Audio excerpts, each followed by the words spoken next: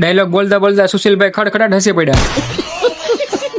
Hello guys, welcome back to new vlog. આજે તો સવારમાં હું આવી ગયો તો દેણું દળાવવા માટે. મિત્રો, મેં જીમની મેમ્બરશિપ તો લીધી છે, પણ સારું જવાતું નથી.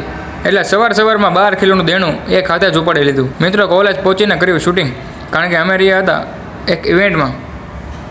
મિત્રો, તો આ છે માધવભાઈ, એક નંબર વિડીયોગ્રાફી કરે છો ભાઈ. ત્યાં તો સુશીલભાઈ ડાયલોગ બોલતા બોલતા લાઈન ભૂલી ગયા અને શરમાઈ ગયા. પછી પાછું બહુ જોરદાર બોલ્યા હો ભાઈ. ત્યાં તો આપણા બધા ભાઈઓ ઉપરથી શૂટિંગની મજા માણી રહ્યા હતા. મિત્રો, આ સ્ટેન્ડ બરાબર રહેતું નહોતું, પછી કર્યો આવો જુગાડ. મિત્રો, આ આઈડિયા ભારતની બહાર જવો ન જોઈએ. ફાઇનલી શૂટિંગ પૂરું કરીને અમે આવી ગયા હતા એટેન્ડન્સ પુરાવવા માટે. મિત્રો, એટેન્ડન્સ પુરાવી બહુ જ ઇમ્પોર્ટન્ટ છે, નહીંતર પાછો ઘરે ફોન થાય પપ્પાને. મિત્રો, રાત્રે અમે પહોંચી ગયા હતા ફંક્શનમાં. દાંડિયા નાઇટમાં પહોંચીને પહેલું જ અમે ઇમ્પોર્ટન્ટ કામ કર્યું, એ છે પેટ પૂજા. क्या बात है सर, क्या बात है सर. ત્યારબાદ લીધા દાંડિયા રસ. મિત્રો, મને તો સાદી ગરબી જ આવડે છો, એ પણ થોડી થોડી. તમને શું શું આવડે છે કોમેન્ટ કરજો પાછા. ત્યાં તો પધારી ચૂક્યા હતા વરરાજા. ત્યારબાદ પહોંચી ગયા ઘરે.